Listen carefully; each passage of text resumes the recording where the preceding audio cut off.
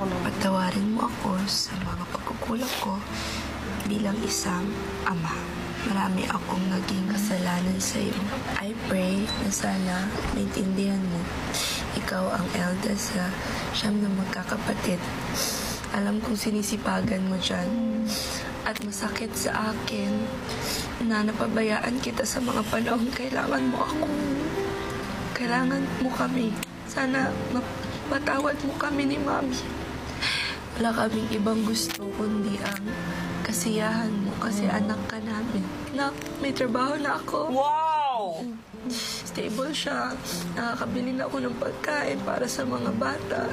Lalo na sa kay Bik-Bik. Kasi na si Bik-Bik. Thank you, anak. Ang Diyos na ang magbabalik sa kabutihan mo sa amin. Miss ka na namin. Love you, Daddy. Happy for you, ate. Ibang binabasa ko po siya, kuya, para pong naawa po ako sa kanya. Yung tatay ko po, kahit na ganun po kasi siya, hindi ko po kayang i-hate po talaga siya, kuya, ng sobra-sobra dahil nakikita ko po na sinusubukan niya naman po maging mabuting ama. Hindi lang po siya nabibigyan ng mga oportunidad para po makapag-provide po sa 9 na magkakapatid. Proud po siya kasi may trabaho na siya.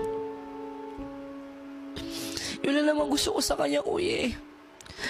Mahal ko naman po yung daddy ko, kuya.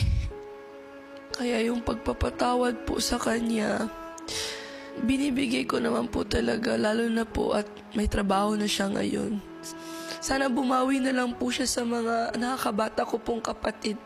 Ako po, okay na po ako. Parang yung sulat kasi, kuya, para po siyang embrace, para po siyang hug na matagal ko na pong gustong matanggap sa kanila. Sa loob po kasi ng 3 taon, kuya, dito sa Manila. Ilang beses po ako nangangailangan ng magulang. Ilang beses ko po kinailangan yung suporta po nila sa akin. Never po ako nilang tinulungan, kaya lumaki po yung galit ko sa kanila. Iisang pangungumusta hindi po nila ginawa sa akin. Nagchat-chat lang po kung hihingi ng pera. Kaya naiinis po ako sa tatay ko.